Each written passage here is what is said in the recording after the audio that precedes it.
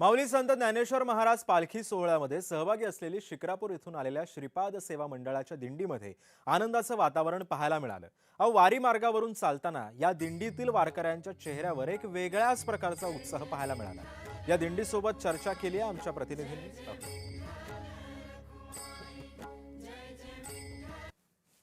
जय हरी विठ्ठल। मी आता वारी मार्गामध्ये आहे आणि वारी मार्गामध्ये तुम्ही पाहताय की माझ्याबरोबर माऊली आहेत। ही दिंडी कुठून आली आणि कशी ही प्रवास करते आपण माहिती घेऊया। नमस्कार, स्वागत आहे तुमचं। रामकृष्ण हरी। रामकृष्ण हरी। तुमची दिंडी कुठून आली? तुमच्या दिंडीचं नाव काय?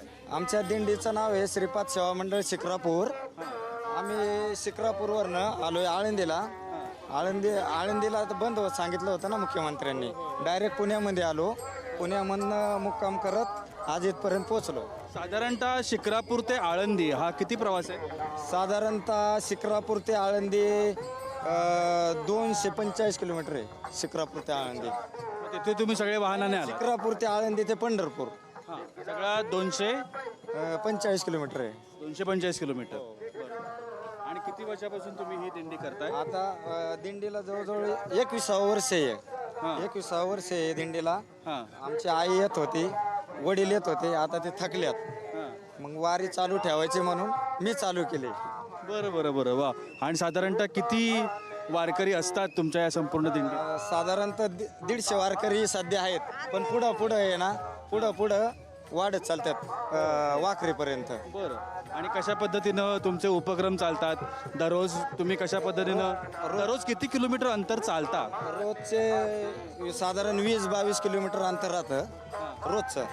काही टप्पे असतात मोठाले 25 किलोमीटर पर्यंत। ओके। आणि साधारणतः 20च्या पुढंच असतात। श्रीपाद सेवा मंडळाची ही दिंडी आहे आणि अतिशय सुंदर असं यांची रचना व्यवस्थापन आपण बघितलेलं आहे। तुम्ही सहभागी झालात जय महाराष्ट्राच्या या कार्यक्रमात, त्यासाठी तुम्हाला आमचे प्रायोजक राजबिंदू यांच्याकडून एक छोटीशी गिफ्ट, एक छोटंसं भेट। शुभेच्छा तुम्हाला, तुमची वारी सुफळ संपूर्ण हो। कॅमेरामन नित्यानंद नाईकसह मी प्रशांत सागवेकर, जय महाराष्ट्रासाठी बरड इथून।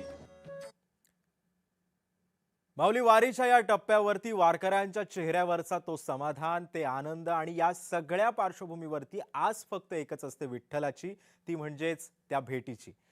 25 तारखेला आषाढी एकादशी आणि या आषाढी एकादशीच्या दिवशी विठ्ठलाचं ते संस्मरणीय दर्शन घ्यायचं आणि आयुष्याची आपण वाट चालायची, हाच एक मनीभाव हा प्रत्येक वारकऱ्याच्या मनी असतो। जय हरी विठ्ठल सहप्रायोजक राजबिंदू आणि ग्रीन गोल्ड सीड्स या कार्यक्रमामध्ये आता वेळ झाली इथेच थांबायची।